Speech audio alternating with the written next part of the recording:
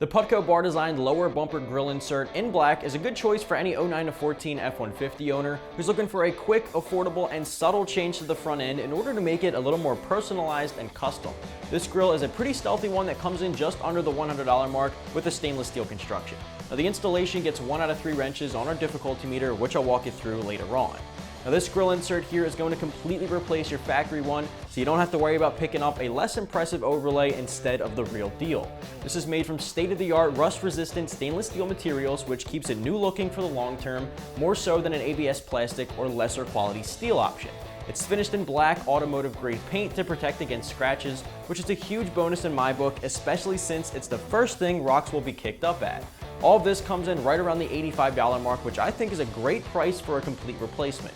Some overlays run this much, so a full replacement with high quality materials like this can be a huge steal for this price point. It really changes up the look from the factory lower grille area. It even matches other black trim on the truck that you may have or any other Putco parts for your exterior. They'll match nicely.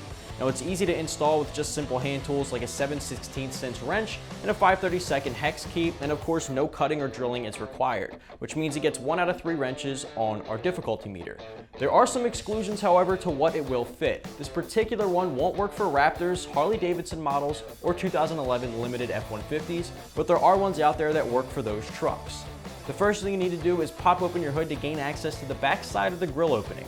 2014 models will need to remove the plastic insert to install the new Putco grille. Align the 2 bottom tabs with the slots in the bumper and rotate the grille up into the opening. Align the top mounting tabs with the existing holes in the bumpers, then with the head facing down, insert the socket button head bolt through the upper grille and the existing holes in the bumper. Secure the bolts with the provided washers and lock nuts. Just to wrap this one up, if you're the owner of an 09 to 14 F-150, you might want to check out the Putco bar-designed lower bumper grille insert in black, which you can find right here at AmericanTrucks.com.